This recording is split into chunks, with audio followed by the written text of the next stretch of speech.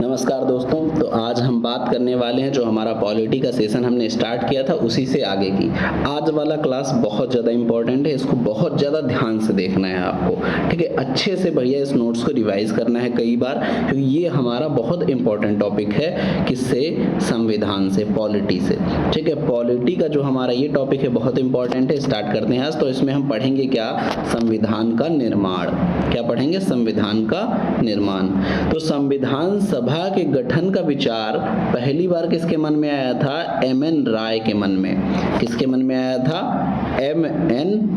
राय, ठीक है। एम.एन. राय के मन में पहली बार 1934 में संविधान सभा के गठन का विचार आया कि संविधान को अगर बनाना है तो एक बना ले हम लोग, क्या? संविधान सभा, ठीक है। ये संविधान सभा संविधान को बनाने का काम करेगी, ठीक है। 1935 में भारतीय राष्ट्रीय कांग्रेस यानी इंडियन नेशनल कांग्रेस की ओर से संविधान सभा की मांग उठाई गई। 1934 में एम.एन. राय के मन में विचार आया कि जो है संविधान सभा बनाई जाए। 1935 में इंडियन नेशनल कांग्रेस ने भी संविधान सभा की मांग कर दी ऑफिशियली। ब्रिटिश ने पहली बार आधिकारिक तौर पर संविधान सभा की मांग को स्वीकार कब किया था? 1940 में। 1940 में एक जो है प्रस्ताव लाया गया जिसे हम लोग अगस्त प्रस्ताव के नाम से जानते हैं। अगस्त में आया था इसलिए इसको अगस्त प्रस्ताव कहा जाने लगा, ठीक है। तो 1940 में जो अगस्त प्रस्ताव आया, इस अगस्त प्रस्ताव में संविधान सभा की मांग को पहली बार एक्सेप्ट कर लिया। किसने? ब्रिटिश ने, ठीक है। इसके बाद ब्रिटिश कैबिनेट मंत्री स्टेफर्ड क्रिप्स स्वतंत्र संविधान के निर्माण के लिए ब्रिटिश सरकार के एक प्रारूप प्रस्ताव के साथ भारत आए। इस प्रस्ताव को द्वितीय विश्व युद्ध की समाप्ति के बाद अपनाया जाना था। स्टेफर्ड क्रिप्स लेकर आए 1942 में, जो है इसे बोलते हैं क्रिप्स मिशन। तो स्टेफर्ड क्रिप्स की अध्यक्षता में एक मिशन भारत आया। वो लेकर आया कि भैया ऐसे ऐसे जो है आपका संविधान सभा बनेगी और वो उसका भारत का संविधान बनाएगी, ठीक है। लेकिन ये सब काम होगा कब? जब द्वितीय विश्व युद्ध समाप्त हो जाएगा। 1939 से लेकर 1945 तक द्वितीय विश्व युद्ध चला था, ठीक है। और उस समय जब स्टार्टिंग का फेज था तब जो है क्या हुआ था, जो अंग्रेज थे वो हार रहे थे, ब्रिटिशर्स जो है विश्व युद्ध को हार रहे थे। मित्र राष्ट्र दो, देखो विश्व युद्ध किसके बीच में हुआ था? वर्ल्ड वार किसके बीच में हुआ था? एक और थे मित्र राष्ट्र, एक और थे धुरी राष्ट्र, मित्र और धुरी के बीच में, ठीक है। मित्र राष्ट्रों में ही हमारा क्या था? मित्र राष्ट्रों में ही हमारा जो है ये था ब्रिटेन, ठीक है, जो भारत पर कब्जा किया हुआ था।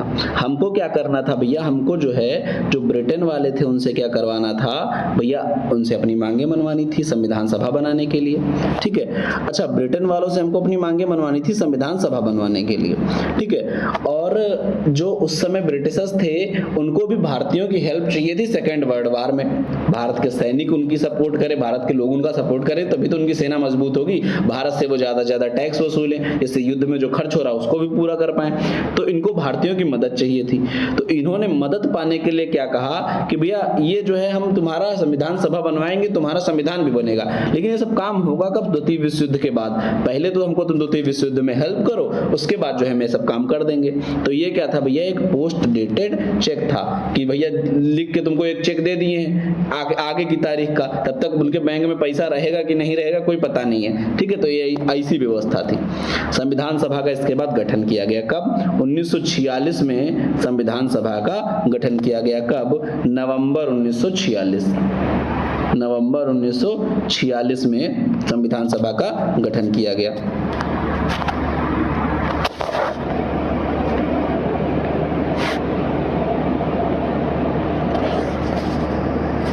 समझ में आया? नवंबर 1946 में संविधान सभा का गठन किया गया। इसमें कुल 389 सदस्य थे। कितने? 389 सदस्य थे। बात समझ में आ रही है? 389 सदस्य थे। इसके बाद संविधान सभा की कार्यप्रणाली की अगर हम लोग बात करें, संविधान सभा की पहली बैठक कब हुई? पहली बैठक हुई 9 दिसंबर 1946। इंपॉर्टेंट है, याद रखना। संविधान सभा की पहली बैठक 9 दिसंबर 1946 को हुई। मुस्लिम लीग ने कहा भैया इस बैठक में हम भाग नहीं लेंगे। उन्होंने कहा कि हमको अलग पाकिस्तान चाहिए। संविधान सभा की बैठक में जब भैया मुस्लिम लीग ने भाग नहीं लिया, तब टोटल कितने सदस्य रह गए? 211 सदस्य सदस्यों ने हिस्सा लिया। 211 क्यों? क्योंकि इसमें भैया मुस्लिम लीग के लोग बाहर हो गए थे, जिनको संविधान सभा में चुना गया था, और देसी रियासतों के भी काफी सारे लोग बाहर थे। ठीक है, जो उस समय भारत में काफी सारी देसी रियासतें थी, उनके सारे लोग बाहर हो गए, उनके जो चयनित सदस्य थे मुस्लिम लीग वाले बाहर हो गए। तो पहली बैठक में सिर्फ कितने सदस्यों ने भाग लिया? 389 में से 389 में से 211 सदस्यों ने मात्र भाग लिया। इसके बाद प्रांत की तरह इस सभा के सबसे वरिष्ठ, भैया हम लोग जो प्रांतीय चुनाव होता था तो आज भी होता है, जो सबसे वरिष्ठ जो हमारा सदस्य होता है उसी को हम लोग अस्थायी अध्यक्ष चुन लेते हैं। जैसे पहली मीटिंग में क्या होता है, कोई अध्यक्ष तो होता नहीं है, हमको अध्यक्ष बनाना है। तो जब अध्यक्ष बनाना है तो उस अध्यक्ष बनाने के लिए भी एक सभा आएगी, उस सभा का भी कोई ना कोई अध्यक्ष होना चाहिए। उस अध्यक्ष को हम लोग बोल देते हैं क्या? अस्थायी अध्यक्ष। तो सबसे इसमें एजेड और सबसे अनुभवी जो आदमी थे डॉक्टर सच्चिदानंद सिन्हा थे, उनको हम लोग ने बना दिया अस्थायी अध्यक्ष। अगर पूछा जाए संविधान सभा के पहले अध्यक्ष अस्थायी कौन थे? सच्चिदानंद सिन्हा। अगर पूछा जाए स्थायी अध्यक्ष तो कौन थे? राजेंद्र प्रसाद। तो राजेंद्र प्रसाद हमारे क्या बन गए? उसके बाद स्थायी अध्यक्ष बन गए। पहली बैठक 9 दिसंबर 1946 को हुई। बात समझ में आई? 9 दिसंबर 1946 में हुई। इसके बाद दूसरी बैठक 11 दिसंबर 1946 को हुई। 9 दिसंबर 1946 को सच्चिदानंद सिन्हा अस्थायी अध्यक्ष थे, 11 दिसंबर 1946 को राजेंद्र प्रसाद को बना दिया गया परमानेंट अध्यक्ष। उपाध्यक्ष की अगर बात किया जाए तो भैया इसी दिन जो है उपाध्यक्ष भी दो लोग चुने गए। कौन कौन? एच.सी. मुखर्जी और वी.टी. कृष्णामाचारी। एच.सी. मुखर्जी और वी.टी. कृष्णामाचारी क्या बनाए गए भैया? उपाध्यक्ष बना दिए गए। ठीक है, मुखर्जी और कृष्णामाचारी क्या बना दिए गए? उपाध्यक्ष। अध्यक्ष कौन था? राजेंद्र प्रसाद थे। उद्देश्य प्रस्ताव लाया गया। उद्देश्य प्रस्ताव जो हमारा रिजोल्यूशन प्रपोजल था, इसको लाया किसने था? जवाहरलाल नेहरू ने। कब लाए? 13 दिसंबर को। पहली मीटिंग 9 दिसंबर, दूसरी 11, तीसरी 13 दिसंबर को जब मीटिंग हुई, थर्ड मीटिंग, इसमें जो है क्या हुआ भैया? इसी मीटिंग में जवाहरलाल नेहरू क्या लेकर आए? उद्देश्य प्रस्ताव। इस उद्देश्य प्रस्ताव को कब जो है स्वीकार किया गया? 22 जनवरी 1947 को उद्देश्य प्रस्ताव स्वीकार किया गया। याद रखना है 13 दिसंबर 1946 को उद्देश्य प्रस्ताव पेश किया। किसने? जवाहरलाल नेहरू ने। 22 जनवरी 1947 को सर्वसम्मति से इसको स्वीकार कर लिया गया। इसका परिवर्तित रूप ही संविधान में प्रस्तावना के रूप में दिया गया है। प्रस्तावना हमारे संविधान का, जैसे किसी भी किताब को, संविधान क्या है? किताब है। किसी भी किताब को समझने के लिए हम लोग फ्रंट पेज पे आते हैं ना, कि किताब में क्या है, कैसे है, किताब में क्या है, यही जानने के लिए प्रस्तावना काम आता है। उसी प्रकार से संविधान का भी प्रस्तावना लिखा गया।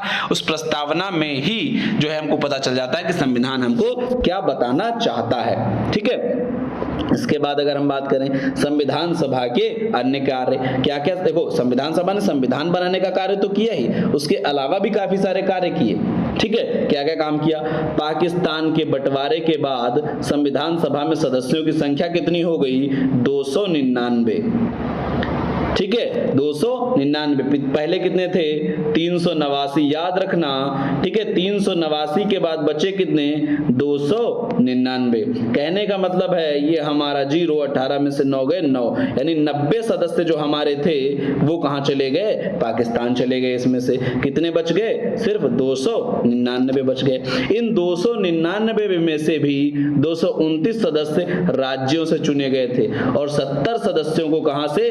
देसी रियासतों से मनोनीत किया गया था। 229 सदस्य राज्यों से और देसी रियासत जो उसमें छोटे छोटे राजा होते थे उनसे 70 सदस्य चुने गए थे। इसके बाद संविधान सभा संविधान निर्माण के साथ साथ विधायिका का भी काम कर रही थी उस समय। ठीक है, विधायिका का काम कर रही थी। इसके अध्यक्ष जी.वी. मावलंकर थे। देखो अगर पूछा जाए विधायिका, जब संविधान सभा विधायिका का कार्य करती थी तब कौन अध्यक्ष हो जाता था? गोविंद वासुदेव मावलंकर, जी.वी. मावलंकर होते थे। अगर पूछा जाए कि जब संविधान सभा संविधान बनाने का काम करती थी तब कौन अध्यक्ष होता था? तो राजेंद्र प्रसाद होते थे। बात समझ में आई? जी.वी. मावलंकर कब अध्यक्ष होंगे? जब संविधान सभा विधायिका काम करेगी, और वही संविधान सभा जब संविधान बनाने काम करेगी तो राजेंद्र प्रसाद अध्यक्ष हो जाएंगे। याद रखना। संविधान बनकर तैयार कब हुआ? इंपॉर्टेंट डेज है 26 नवंबर 1949 को संविधान बनकर तैयार हो गया। ठीक है, इसके बाद संविधान बनकर तैयार 26 नवंबर 1949 को हुआ। अगर पूछा जाए भारत का राष्ट्रीय ध्वज भारत द्वारा कब अपनाया गया, तो बहुत इंपॉर्टेंट डेट है 22 जुलाई 1947 को। भैया 15 अगस्त को देश आजाद होना था, देश आजादी के समय झंडा फहराना था, तो इन्होंने कहा कि जुलाई में ही, अगस्त से पहले ही जुलाई में ही 22 जुलाई को क्या किया, 1947 में राष्ट्रीय ध्वज को अपना लिया। ठीक है। इसके बाद भैया संविधान सभा की अगर पूछा जाए अंतिम बैठक कब हुई थी, अंतिम बैठक तो वो हुई थी अंतिम बैठक 24 जनवरी 1950। भैया हम लोग कहते हैं संविधान कब लागू हुआ, 26 जनवरी 1950, तो जस्ट उसके 2 दिन पहले संविधान सभा ने अपनी अंतिम बैठक की। और जब अंतिम बैठक की तो इन्होंने झंडा पहले अपना चुके थे, राष्ट्रगान अंतिम बैठक में अपनाया, राष्ट्रगीत अंतिम बैठक में अपनाया, राष्ट्रपति को भी अंतिम बैठक में चुना गया। 24 जनवरी 1950 को प्रथम राष्ट्रपति भारत के कौन बन गए, जो संविधान सभा के अध्यक्ष थे वही बन गए, कौन, राजेंद्र प्रसाद। डॉक्टर राजेंद्र प्रसाद को क्या बना दिया जाएगा, भारत का पहला राष्ट्रपति नियुक्त कर दिया गया 24 जनवरी 1950 को। याद रखना क्या क्या बताया हमने, 26 नवंबर 1949 को संविधान बनकर तैयार हुआ, 24 जनवरी 1950 को आखिरी बैठक हुई, 24 जनवरी 1950 को ही राष्ट्रीय गान और राष्ट्रीय गीत और राष्ट्रपति चुन लिया गया। ठीक है, लेकिन राष्ट्रीय ध्वज को 22 जुलाई 1947 को चुन लिया गया था, आजादी से पहले। ठीक है। इसके बाद बात करें अगर हम, तो भैया पूरा संविधान बनने में समय कितना लगा, 2 साल 11 माह 18 दिन जो है समय लगा, 2 वर्ष 11 माह 18 दिन समय लगा। इसमें कुल बैठकें कितनी हुई भैया, टोटल 11 बैठकें हुई। इंपॉर्टेंट है, याद रखना। इसमें हमने 60 देशों के संविधान को पढ़ा, लोगों ने बैठ के 60 देशों के संविधान को पढ़ा और उन्हीं संविधानों को पढ़कर अपने यहाँ जो है, जो उसमें से भारत के लिए अच्छी चीजें थी उनको हमने अपने संविधान में संशोधित रूप से डाल लिया। ठीक है, तो इसी में तो इतना समय 2 वर्ष 11 माह 18 दिन लगा। और भारत का संविधान विश्व का सबसे बड़ा संविधान है। बड़ा संविधान होने का कारण यही है कि भैया 60 देशों का संविधान हमने पढ़ा, तो हमने क्या किया, बहुत सारी चीजें उसमें संविधान में शामिल कर दी। इसके बाद कुल भैया संविधान बनाने में 64 लाख का खर्च आया था। अंतिम बैठक 24 जनवरी 1950 को भी बता दिए थे। संविधान लागू कब हुआ, 26 जनवरी 1950 को। अब आप पूछेंगे भैया 26 नवंबर को बन गया था, तो 26 जनवरी को क्यों लागू किए, क्योंकि भैया इसकी घटना हमको मिलती इतिहास में। 1930 में 26 जनवरी 1930 को ही हमने क्या किया था, एक मीटिंग बुलाकर भारत को स्वतंत्र करने की घोषणा की थी 26 जनवरी 1930 को। इसीलिए हमने उसी दिन को चुना संविधान को लागू करने के लिए। ठीक है, आगे अगर हम लोग बात करें भैया, संविधान सभा में बहुत सारी समितियां बनाई गई थी। समिति क्या करती है भैया, एक स्पेसिफिक मुद्दे पर चर्चा करके उसमें जो है चयन करती है कि हमको आगे कैसे काम करना है। तो भैया संघ समिति, देखो संघ समिति के अध्यक्ष कौन थे, जवाहरलाल नेहरू। जहां भी आपको संघीय समिति मिल जाए आप क्या मारेंगे, जवाहरलाल नेहरू।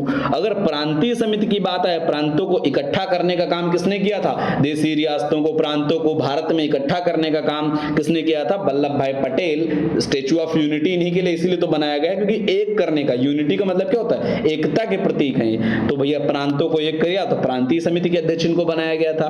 प्रारूप समिति, ड्राफ्टिंग कमेटी बहुत इंपॉर्टेंट है। संविधान को ड्राफ्ट करना संविधान का सबसे इंपॉर्टेंट काम था, उसके अध्यक्ष बनाए गए भीमराव अंबेडकर। इसके बाद संचालन समिति के अध्यक्ष राजेंद्र प्रसाद, राष्ट्रीय ध्वज समिति के अध्यक्ष भी तदर्थ, राष्ट्रीय ध्वज तदर्थ समिति के अध्यक्ष भी राजेंद्र प्रसाद को बनाया गया। ठीक है, इसके बाद हमने भैया किस देश से, भैया कहां से हमने अपने जो संविधान में इंपॉर्टेंट चीजें हैं उनको अलग अलग संविधान से हमने बताया, 60 देशों का संविधान पढ़ा था वहां से लिया है, किस जगह से कौन सी चीज ली गई है ये बहुत इंपॉर्टेंट है। कुछ चीजें जैसे हमने DPSP, directive principle of state policies, यानी राज्य के नीति निर्देशक तत्व, जिनको भाग 4 में रखा गया है, इनको हमने कहां से लिया था, आयरलैंड से। याद रखना है डीपीएसपी कहां से लिया गया है, आयरलैंड से। संसदीय व्यवस्था, एकल नागरिकता, देखो हमने संसद की जितनी भी चीजें थी हमने कहां से उठा ली, ब्रिटेन से उठा ली। काहे कि ब्रिटेन हम पे पहले से राज्य कर रहा था, अब हमारे ऊपर राज कर रहा था, तो हमने उसकी बहुत सारी चीजों को नजदीक से देखा था। जब हमने उसकी बहुत सारी चीजों को नजदीक से देखा था, हमने वहीं से फिर क्या किया, इन चीजों को उठाने का काम किया। तो हमने ब्रिटेन से उठा लिया क्या, संसदीय व्यवस्था और एकल नागरिकता। एकल नागरिकता का क्या मतलब होता है, जैसे भारत में कोई भी जो इंसान रहते हैं, जो भारतीय लोग हैं, वो नागरिक किसी राज्य के नहीं हो सकते हैं, सिर्फ कहाँ के होंगे, देश की नागरिकता उनको मिलेगी। ठीक है। और दूसरी एकल नागरिकता का मतलब ये भी होता है कि भैया दोहरी नागरिकता नहीं मिलेगी। मतलब आप अगर भारत के नागरिक हैं तो किसी अन्य देश की अगर नागरिकता आप ग्रहण करते हैं स्वेच्छा से, तो भारत की नागरिकता आपकी समाप्त हो जाएगी। ये नहीं कि आप दो देशों के एक साथ नागरिक हो जाएं। ठीक है, भारत में ये व्यवस्था नहीं है। तो एकल नागरिकता का हमने मतलब क्या बताया कि कोई भी नागरिक भारत का नागरिक होता है। उत्तर प्रदेश के आप निवासी होते हैं, डोमिसाइल आपका यूपी हो सकता है, बिहार हो सकता है, लेकिन आप नागरिक कहाँ के होंगे, जो है भारत के होंगे। बात समझ में आई। इसके बाद हमने जो है 1935 के अधिनियम से आधा संविधान हमने 1935 के एक्ट से उतार लिया था, हमने बताया था। इसमें सबसे इंपॉर्टेंट चीज जो हमने उतारी है वो क्या है, आपातकालीन उपबंध। आपातकालीन इमरजेंसी को हमने जो है जो ऑब्जर्व किया है, कहां से ले लिया है, हमने कहां से उतारा है, 1935 के भारत शासन अधिनियम से। इंपॉर्टेंट है, याद रखना। हमने बताया डीपीएसपी कहां से लिया गया है, आयरलैंड से। हमने बताया संसदीय व्यवस्था एवं एकल नागरिकता कहां से, ब्रिटेन से। हमने बताया आपातकाल कहां से, 1935 के अधिनियम से। फिर अमेरिका के संविधान से हमने अपना लिया मूल अधिकार, हमने अपना लिया न्यायपालिका की स्वतंत्रता, हमने अपना लिया राष्ट्रपति का महाभियोग। बात समझो, अमेरिका से हम क्या चाहते थे, देखो ब्रिटेन में संसद बहुत पावरफुल है, ब्रिटेन में संसद बहुत पावरफुल है। ब्रिटेन में कोई लिखित संविधान नहीं है, जो संसद नियम बना दे वही संविधान है। ठीक है, तो ब्रिटेन से हमने क्या सोचा कि यार उनकी संसद पावरफुल है, उनसे हम ले लेते हैं संसदीय व्यवस्था। ठीक, यूएसए में हमने देखा यार संसद तो ठीक ठाक है पावर में, लेकिन वहां का जो सुप्रीम कोर्ट है उसकी बड़ी पावर है। हमने कहा कि भैया सुप्रीम कोर्ट वाले जो अधिकार हैं, न्यायपालिका की स्वतंत्रता वहां बहुत तगड़ी है, तो हमने क्या किया, न्यायपालिका की स्वतंत्रता वहां से उठा ली। हमने देखा यार अमेरिका के नागरिकों के जो अधिकार है वो बहुत बढ़िया है, हालांकि कम दिए गए हैं लेकिन वो व्यापक बहुत हैं, तो हमने वहां से क्या अपना लिया, फंडामेंटल राइट्स, मूल अधिकार हमने वहां से उठा लिए जो नागरिकों को देने। इसके अलावा राष्ट्रपति के महाभियोग की प्रक्रिया भी वहां अच्छी थी, क्योंकि वहां पर क्या है, राष्ट्रपति ही सर्वे सर्वा होता है। जैसे संसदीय व्यवस्था जहां की जाती है वहां प्रधानमंत्री ज्यादा पावरफुल होता है, लेकिन जहां वहां क्या है, अध्यक्षात्मक व्यवस्था है, वहां राष्ट्रपति ज्यादा पावरफुल है। अमेरिका के राष्ट्रपति का आप लोग देखते हैं ना, डोनाल्ड ट्रंप है और ये भैया जो अभी बने हैं अपने, ठीक है, तो ये हमारे क्या है, अमेरिका के राष्ट्रपति ज्यादा पावरफुल होते हैं। हमने कहा राष्ट्रपति को हटाना कैसे, ये सिस्टम भी हमने कहां से उठा लिया, अमेरिका से उठा लिया। इसके बाद ऑस्ट्रेलिया से हमने क्या उठाया, समवर्ती सूची। अब समवर्ती सूची क्या होता है भाई, हमने क्या किया, आपको बताया था कि 1935 के अधिनियम में 3 सूचियां बांट दी गई थी, राज्य सूची, केंद्र सूची, समवर्ती सूची। आपको बताएं कैसे, देखो बात कुछ ऐसी है कि भैया बहुत सारे भारत में क्षेत्र हैं काम करने के लिए, ठीक है, अब इन पर एक केंद्र भी है और कई सारे राज्य हैं यहाँ पर। अब किस क्षेत्र में भाई, केंद्र कहीं अलग से केंद्र के लिए जगह तो है नहीं, केंद्र तो पूरे देश का है और राज्य स्पेसिफिक एक राज्य के क्षेत्र का है। तो भैया यूपी में केंद्र का भी पावर चलता है, यूपी में ही राज्य का भी पावर चलता है। वही केंद्र बिहार में भी शासन करता है और बिहार राज्य की सरकार बिहार में शासन करती है। बात समझ में आ रही? तो इसमें तो क्या होगा, कॉन्फ्लिक्ट हो जाएगा, लड़ाई हो जाएगी। आप ही के क्षेत्र में जहां आप जो है रहते हैं उसी क्षेत्र में एक संसद चुना गया होगा। जब मोदी जी वाला चुनाव हुआ था 2019 में, वहीं पर एक विधायक भी चुना गया होगा जब योगी जी वाला चुनाव हुआ होगा, ठीक है। तो आपके क्षेत्र का एक सांसद भी है, एक विधायक भी है। सांसद केंद्र को रिप्रेजेंट करता है, विधायक राज्य को रिप्रेजेंट करता है। अब ये भैया इनके में तो लड़ाई हो सकती है भैया कि हमारा ये काम है, आप क्यों कर रहे हैं। तो कामों का बंटवारा करने के लिए इन्होंने क्या किया, 3 सूची बना दी। पहले दो सूची समझ लो क्या होती हैं। एक का नाम दे दिया केंद्र सूची, जो बहुत इंपॉर्टेंट विषय है, जो केंद्र सरकार यानी जिनमें हमको क्या रखनी है, पूरे देश में एक रूपता रखनी है, ऐसे सभी विषय हम लोग रखते हैं किसमें, केंद्र सूची में। एग्जाम्पल के तौर पर रेलवे किसी राज्य की सूची में आ जाता तो भैया क्या होता, ट्रेनों का सिस्टम पूरा खराब हो जाता। ठीक है, विद्युत, काफी सारी ऐसी चीजें हैं जो हम लोग क्या करते हैं, केंद्र सरकार के अधीन रखते हैं। सेना, इंटेलिजेंस, जितनी भी चीजें हैं, अंतरराष्ट्रीय संबंध, सब किसका है, केंद्र सरकार का ही विषय है। इसके अलावा हमने कुछ ऐसी चीजें रखी जिनके स्थानीय महत्व होते थे, उनको हमने रख दिया किसमें, राज्य सूची में। जैसे हम लोग बात कर लें पुलिस, काफी सारे कानून हैं जिनको हम लोग राज्य सूची में रखते हैं, पुलिस वगैरह की। ठीक है, एग्रीकल्चर राज्य सूची में। इसके अलावा हमने क्या किया भैया, कुछ विषय ऐसे भी थे जो केंद्र और राज्य दोनों कानून जिन पर बना सकते थे, ऐसे विषयों को हमने डाल दिया किसमें, समवर्ती सूची में। और ये समवर्ती सूची का आइडिया हमने लिया कहां से, ऑस्ट्रेलिया से। ठीक है, समवर्ती सूची हमने बना ली और समवर्ती सूची में हमने कहा क्या कि जो भी विषय समवर्ती सूची में शामिल होंगे उन पर राज्य भी कानून बना सकता है, केंद्र भी कानून बना सकता है, लेकिन अगर टकराव की स्थिति होती है, यानी दोनों कानूनों में अगर कॉन्फ्लिक्ट उत्पन्न होता है, टकराव होता है, तो केंद्र सरकार का कानून मान्य होगा। ठीक है, केंद्र सरकार का कानून क्या होगा, मान्य होगा समवर्ती सूची में। दूसरा हमने ऑस्ट्रेलिया से क्या उठा लिया, संयुक्त बैठक। संयुक्त बैठक हमने उठा ली।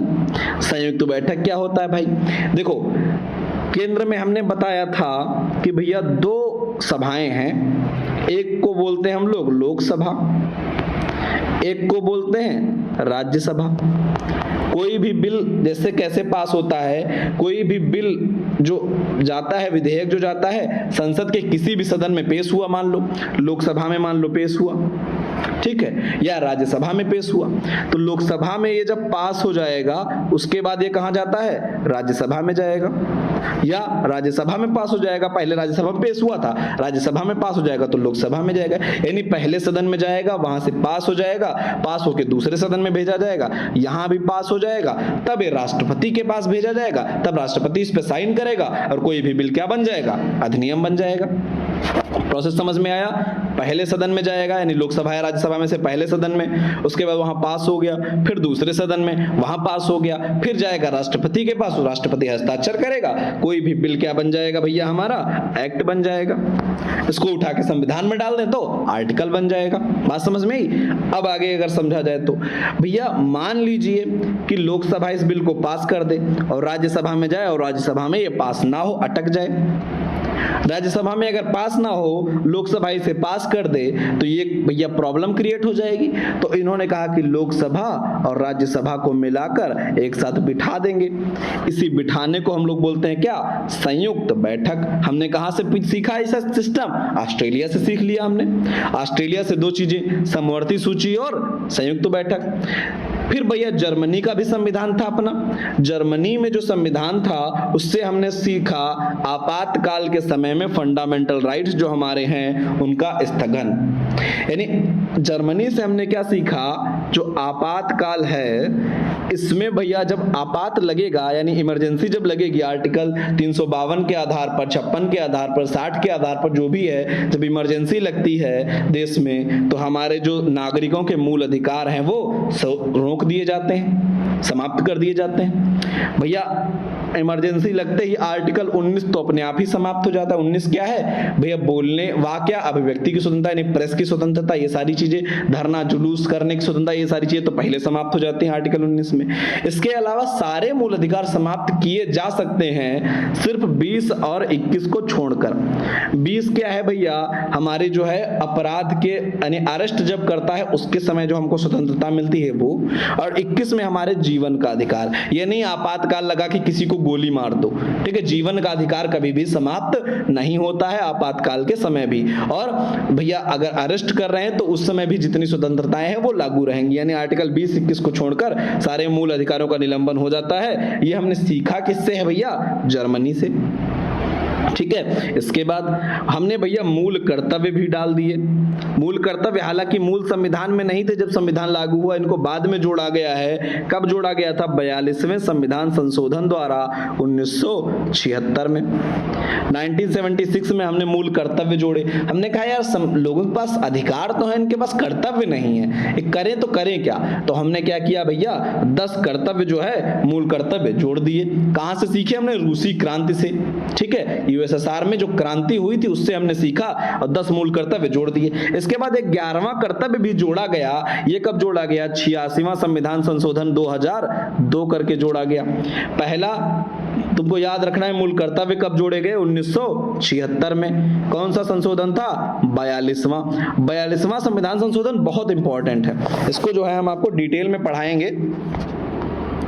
42वां संविधान संशोधन बहुत ज़्यादा इंपॉर्टेंट है, इसको जो है हम क्या करेंगे आपको डिटेल में पढ़ाएंगे, थोड़ा सा उसको टाइम देंगे हम। लेकिन अभी याद रखो 42वें संविधान संशोधन द्वारा क्या जोड़ा गया था? फंडामेंटल ड्यूटीज जोड़ी गई थी। ठीक है, 10 जोड़ी गई थी, मूलतः 10 थी। उसके बाद 11वां हमने कब जोड़ा? 86वां संविधान संशोधन 2002 में। 11वां क्या था? शिक्षा का भैया जो हमारा अधिकार है, यानी सभी अभिभावकों और प्रतिपालकों को यह कर्तव्य होगा कि वो अपने बच्चों को प्रारंभिक शिक्षा दिलवाएं। ठीक है, यही कर्तव्य हमारा क्या है? फंडामेंटल ड्यूटीज में डाला गया। किसमें? 11 नंबर पे। ठीक है, इसके बाद रूसी क्रांति से मूल कर्तव्य डाल दिया। दक्षिण अफ्रीका से हमने क्या डाला भैया? संविधान संशोधन। अगर हमको करना है क्या अमेंडमेंट संविधान में करना है तो वो सिस्टम होना चाहिए, उसको हमने कहां से उठाया? दक्षिण अफ्रीका से उठा लिया। ठीक है, साउथ अफ्रीका से क्या? संविधान संशोधन। ये बहुत इंपॉर्टेंट है, इसको याद रखना, इससे क्वेश्चन आने के चांस बहुत ज्यादा रहते हैं कि किस चीज को हमने कहां से उठाया। कोई भी एग्जाम आप जीएस का दे रहे हैं जिसमें जीएस पूछी जाती है, पॉलिटी पूछी जाती है, तो ये हमारा सबसे कोर टॉपिक है जहां से क्वेश्चन आते हैं। ये 2 पॉइंट, पहला तो प्रमुख समितियां और दूसरा क्या? संविधानों से कहां से हमने कौन सी चीज उठाई है, ये वाली। इसके बाद अगर हम लोग बात करें भैया भारत का मूल संविधान की बात कर लें। मूल संविधान में हमने क्या कहा? 395 जो है आर्टिकल थे। कितने आर्टिकल थे? 395 आर्टिकल थे। वर्तमान में कितने हैं? 448 हैं। हालांकि ऐसा कहा जाए तो है तो 395 ही आर्टिकल भैया, 396वां आर्टिकल नहीं जोड़ा गया है। इनके सब पार्ट्स बना दिए गए हैं बहुत सारे। जैसे 320 मतलब जैसे हमने मान लो एक बात करें, जैसे आर्टिकल 300 था, अब हमने 300A एक आर्टिकल डाल दिया। ठीक है, 300B एक आर्टिकल डाल दिया। ये आर्टिकल बढ़कर कितने हो गए? 448। हालांकि है 395 ही। 395 के बाद अगर पूछे 396 वहां आर्टिकल क्या है तो नहीं बता पाएंगे आप, लेकिन उसके सब पार्ट्स को जोड़ जोड़कर इनकी संख्या बढ़ गई है, 448 के आसपास हो गई है। इसके बाद भैया 22 भाग थे संविधान में। क्या थे? 22 भाग थे, और 22 भाग अब बढ़कर कितने हो गए हैं? 25 भाग हो गए हैं। 8 अनुसूचियां थी, 8 अनुसूचियां बढ़कर कितनी हो गई हैं? 12 हो गई हैं। 3 सूचियां भैया, समवर्ती सूची, संघ सूची और राज्य सूची, आपको बता चुके हैं तीनों। भैया अगर बात किया जाए, हमने क्या बताया? संविधान क्या है? किताब है। इस किताब में भाग कितने हैं हमने पूछा, तो तुमने बताया कि भैया 22 भाग थे, अब कितने हो गए हैं? 25 हो गए हैं। ठीक है, उसके बाद हमने पूछा अच्छा उसमें चैप्टर्स कितने हैं, आर्टिकल्स कितने हैं, लाइंस कितनी हैं। आर्टिकल्स हमने बताया 395 जो है थी, अब 448 के आसपास हो गई हैं। अनुसूचियां 8 थी, 12 हो गई हैं। अनुसूचियां क्या होती हैं? अनुसूचियां भैया मान लो किसी क्षेत्र को हमको ढंग से समझाना है तो इसको हम क्या करें? किताब के पीछे जैसे नहीं आप देखते हैं कुछ शब्दों का जैसे मतलब हमको समझाना है तो किताब में हम बीच नहीं लिखते हैं, हम क्या करते हैं उसके ऊपर जो है कुछ 1 2 ऐसे करके लिख देते हैं और किताब के लास्ट के पेजेस में हम उसका क्या मतलब समझा देते हैं। तो ऐसे ही अनुसूचियां हैं, 8 अनुसूचियां थी, 12 हो गए उनके डिटेल में समझाने के लिए किसी भी आर्टिकल को।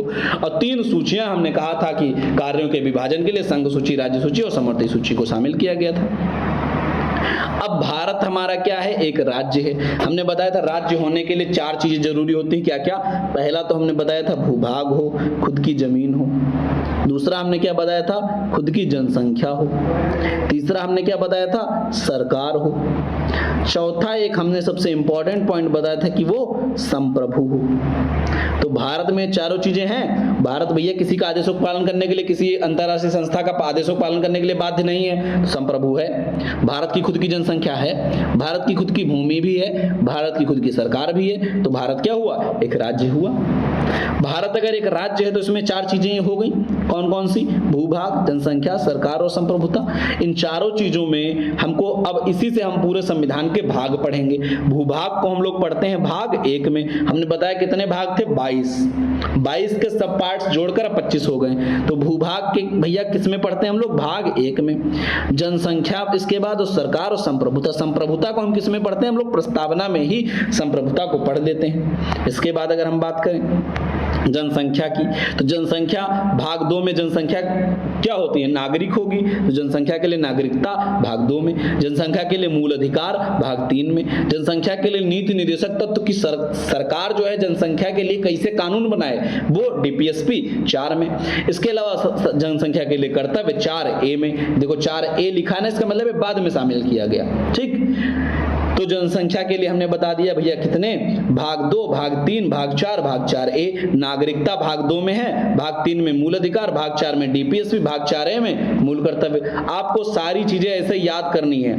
भाग 1 में भूभाग है, भाग 2 में क्या है, नागरिकता है, भाग 3 में क्या है, मूल अधिकार है, भाग 4 में डीपीएसपी, भाग 4A में मूल कर्तव्य, ठीक है, याद रखना है। इसके बाद आगे हम लोग बात किए थे, बहुत इंपॉर्टेंट जो चीज है वो है सरकार, सरकार याद करनी है। तो हम भैया आपको बता दें कि सरकार में पहले हम लोग बात करेंगे कहाँ की, केंद्र सरकार की, संघ सरकार की, किस में आएगा, 5 में, 4 तक हो गया था, 5 में आ जाओ। फिर प्रांतों में सरकार 6 में, फिर भैया 7 में क्या थी, यूटीज की गवर्नमेंट थी, यूनियन मतलब सॉरी देसी रियासतें थी। 7 में क्या था, देसी रियासतें, लेकिन देसी रियासतें अब हो गई समाप्त, तो 7वां वाला भाग जो है कर दिया गया क्या, समाप्त, ठीक है, 7वां भाग कर दिया गया निरसित, समाप्त कर दिया गया।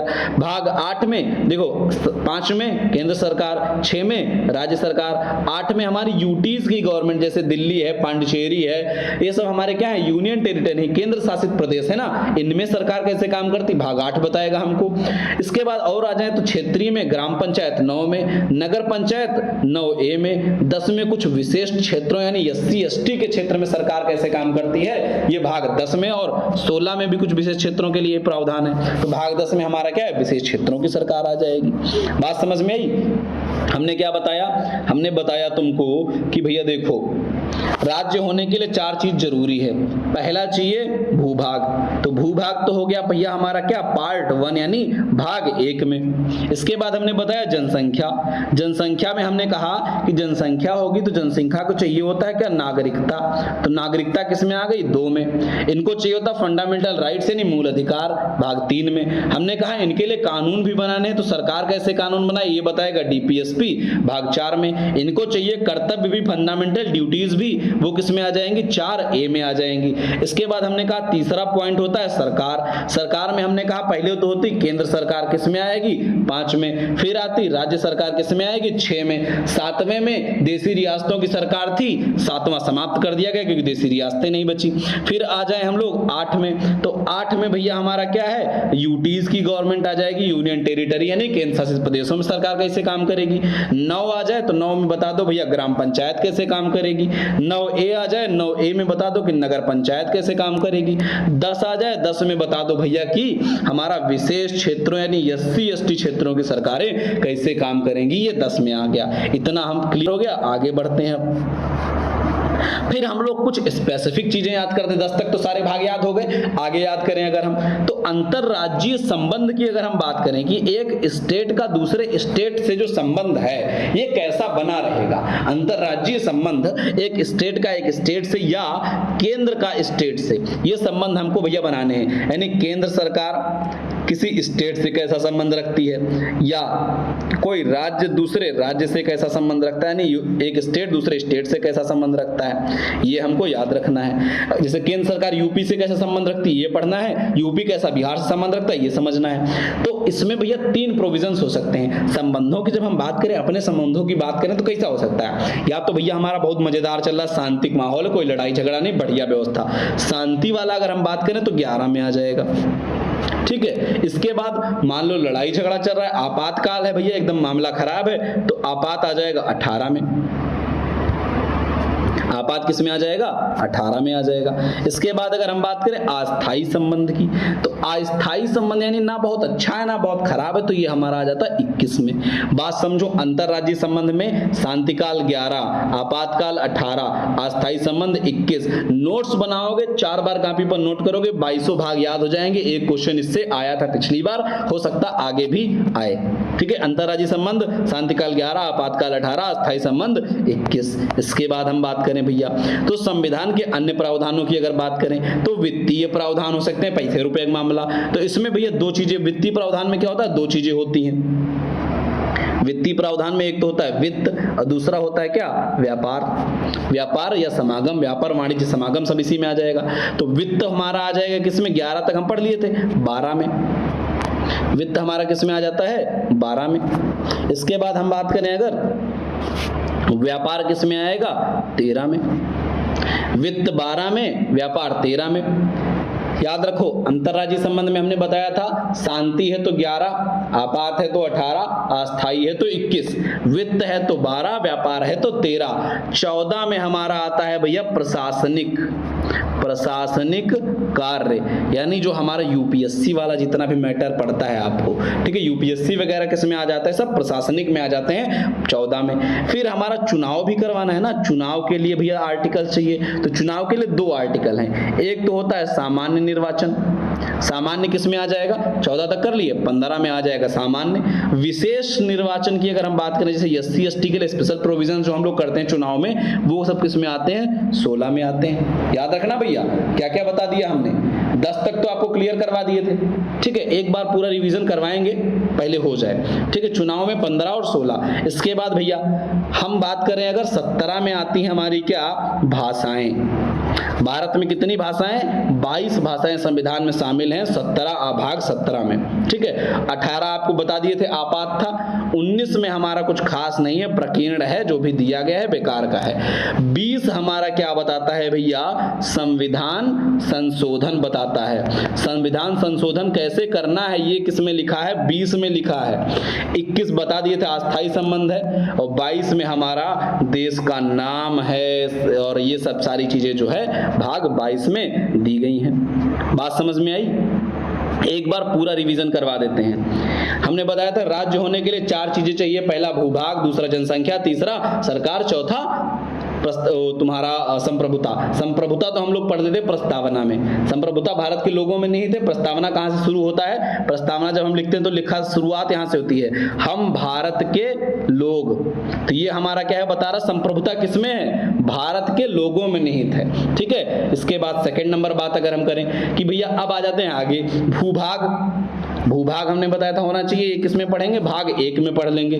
भाग 2 में क्या हमने बताया? जनसंख्या में 3 चीजें पढ़नी है। भाग 2 में नागरिकता पढ़ेंगे, सिटीजनशिप, जिसपे अभी विवाद चल रहा था नागरिकता, इसी भाग 2 में ही कोई संशोधन किया गया, उसमें उसी के लिए सीए भी जो आया था सब भाग 2 का खेल था।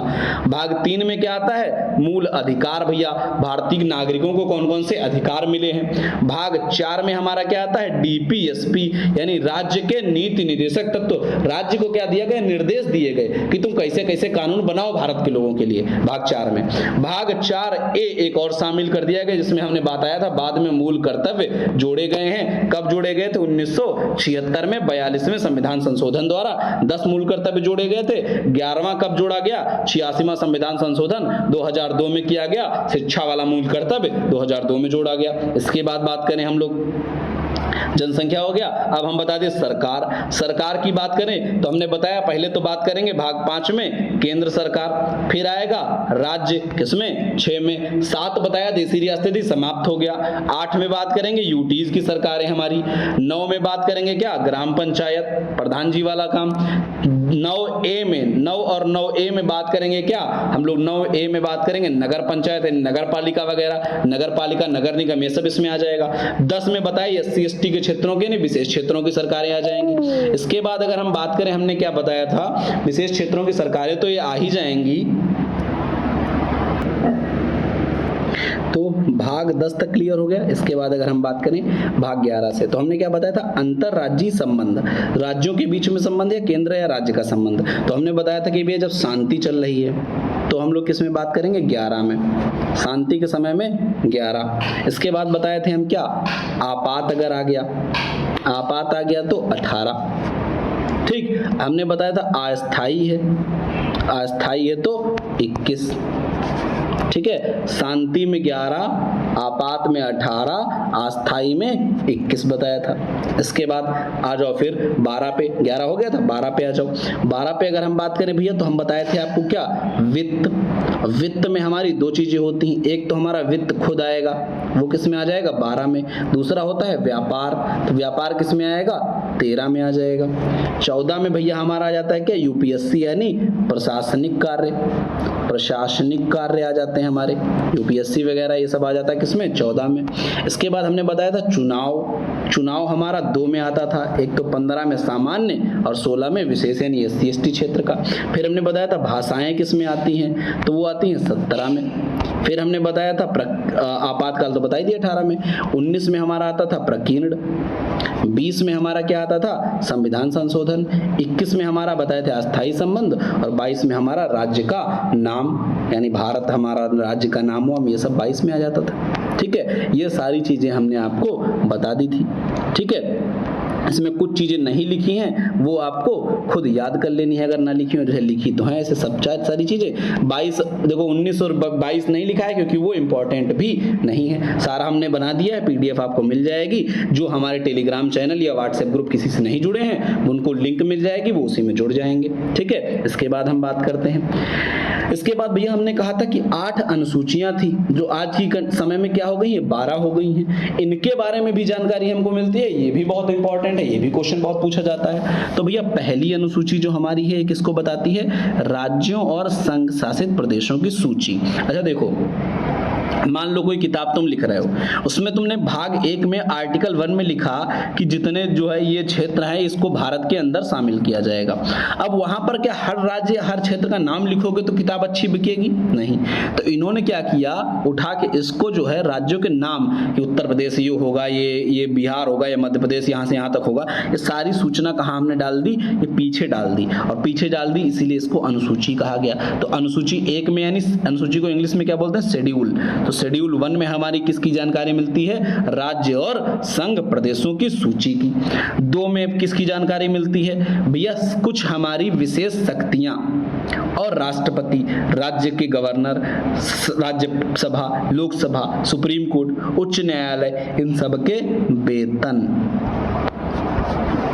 भैया ये सब वेतन की जानकारी हमको कहां से मिलती है, अनुसूची 2 से।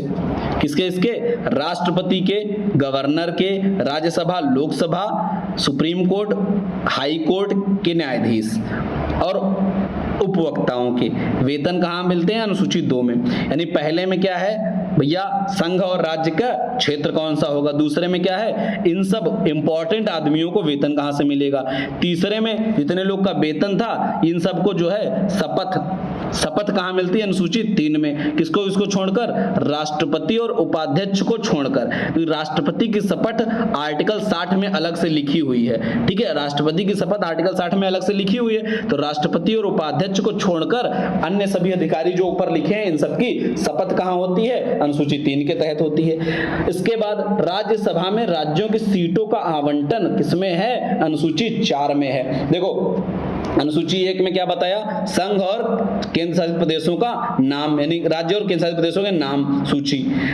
2 में क्या बताया, 2 में हमने बताया वेतन। 3 में हमने क्या बताया, जितने ऊपर लिखे थे इनमें राष्ट्रपति और उपाध्यक्ष को छोड़ दो, बाकी सब शपथ कैसे लेंगे, 3 में शपथ हो गया। 4 में क्या होगा, राज्यसभा में सीटों का आवंटन, यानी जैसे उत्तर प्रदेश से कितनी सीटें हैं, 31 सीटें राज्यसभा में आवंटित हैं। ऐसे ही हर राज्य को सीटें मिली हैं कि इतने लोग तुम राज्यसभा में भेजोगे। इन सीटों का आवंटन कहाँ हुआ है, अनुसूची 4 में हुआ है। इसके बाद अनुसूची 5 और 6 किससे संबंधित है, SC/ST से संबंधित है। भैया देखो अनुसूचित क्षेत्रों और जनजातियों के प्रशासन की जानकारी हमको मिलती है 5 में, लेकिन इनमें सिर्फ किसको छोड़कर, ATM स्क्वायर को छोड़कर। किसको छोड़कर, ATM स्क्वायर। असम, त्रिपुरा, मेघालय, मिजोरम, ठीक है, देखो असम, त्रिपुरा, मेघालय, मिजोरम, इन 4 राज्यों को छोड़कर अगर जानकारी लेनी है जनजातियों के बारे में तो 5 में मिलेगी, और अगर इनके बारे में जानकारी लेनी है तो किस में मिलेगी? 6 में मिलेगी। असम, मेघालय, त्रिपुरा, मिजोरम की जानकारी जनजातीय प्रशासन 6ठे में है। समझ में आया? असम, मेघालय, त्रिपुरा, मिजोरम को छोड़कर अनुसूची 5 में, असम, मेघालय, त्रिपुरा, मिजोरम को 6 में। ठीक है, अनुसूची 7 की अगर बात करें तो अनुसूची 7 में भैया हमारे क्या है? यही हमारे क्या थे? सूचियां थी। अनुसूची 7 में 3 सूचियां बताए थे, संघ सूची, राज्य सूची, समवर्ती सूची। किसमें कितने विषय हैं? संघ में, राज्य में और समवर्ती में। संघ सूची में विषय बढ़कर हो गए हैं 100, राज्य में 59 और समवर्ती सूची में 52। याद रखना, संघ सूची में विषय हो गए 100, राज्य सूची में 59 और समवर्ती सूची में 52। इसके अलावा 8वीं अनुसूची में 22 भाषाएं हमारी जो होती हैं, किसमें है? 8वीं अनुसूची में। भाग अगर पूछे तो 17 भाषाओं के लिए, अनुसूची पूछे तो 8वीं। याद रखना। इसके बाद बात करो अगर, ये हमारी पहले से थी, अब 4 हमारी नई जोड़ी गई हैं। 9वीं अनुसूची बाद में जोड़ी गई। 9वीं अनुसूची जोड़ी गई कब?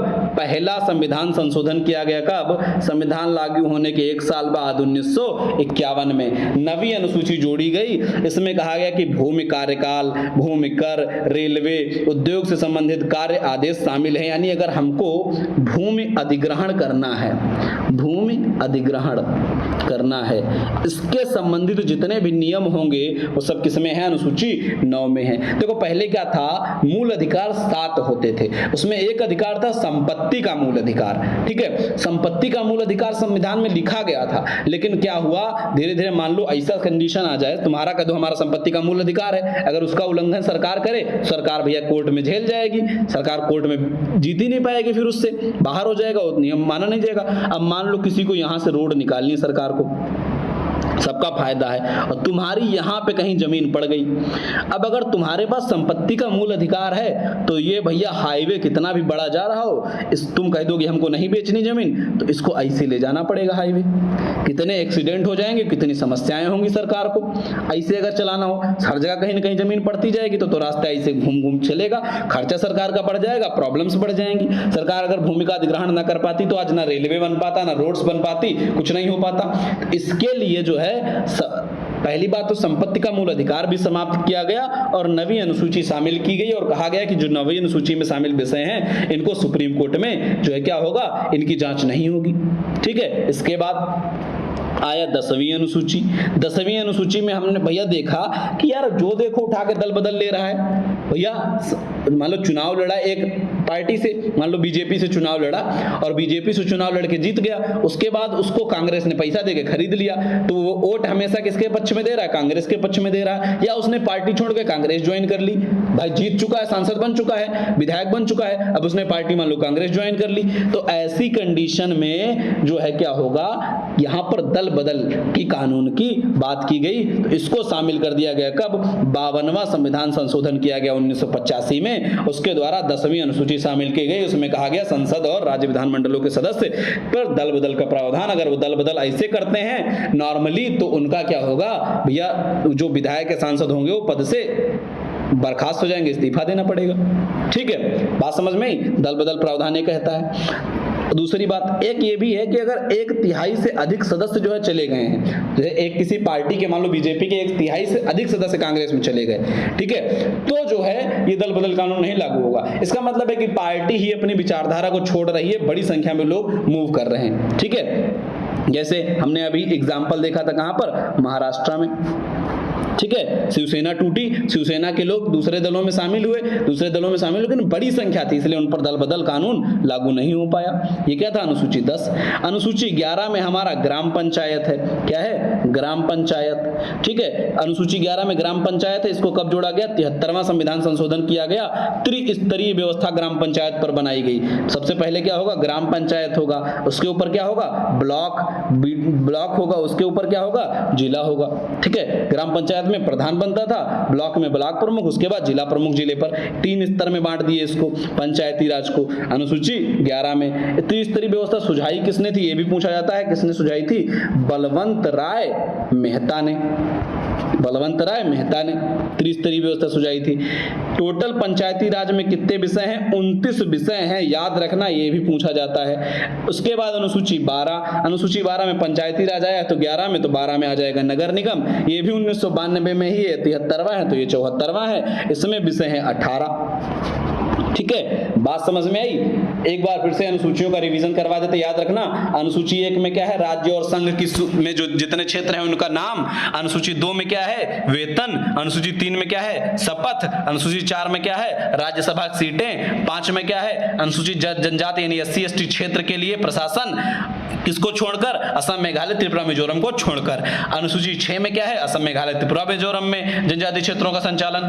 अनुसूची 7 में क्या है? 3 सूचियां दी हैं, संघ सूची, राज्य सूची, समवर्ती सूची। संघ सूची में 98 विषय, राज्य सूची में 59, समवर्ती में 52, अब संघ सूची में बढ़कर 100 विषय हो गए हैं, याद रखना। अनुसूची 8 में 22 भाषाएं दी गई हैं आधिकारिक। अनुसूची 9 में भैया ये पहले संविधान संशोधन द्वारा जोड़ा गया था, इसमें क्या है? लैंड एक्विजिशन यानी भूमि अधिग्रहण से संबंधित है। अनुसूची 10 में दल बदल, दा से 10, दा से दल बदल, याद रखो, 52वां संविधान संशोधन 1985। 11 में पंचायती राज, ग्राम पंचायत, त्रिस्तरीय व्यवस्था बलवंत राय मेहता ने दी थी। 73वें संविधान संशोधन 1992 द्वारा जोड़ा गया था, 29 विषय हैं। अनुसूची 12 नगर निगम, 74वां संविधान संशोधन 1992, 18 विषय हैं। बहुत इंपॉर्टेंट है सारे के सारे भैया, आज वाली क्लास बहुत इंपॉर्टेंट है, इससे एक क्वेश्चन तुमको पेट में मिल जाएगा। आज के लिए बस इतना ही, धन्यवाद। और भैया अब ये वाली क्लास भैया दबा के शेयर कर दो, इसके बाद ही जो है हम आगे की क्लासें लगातार आपको डेली बेसिस पर प्रोवाइड करवाते रहेंगे। ठीक है, चलो भैया।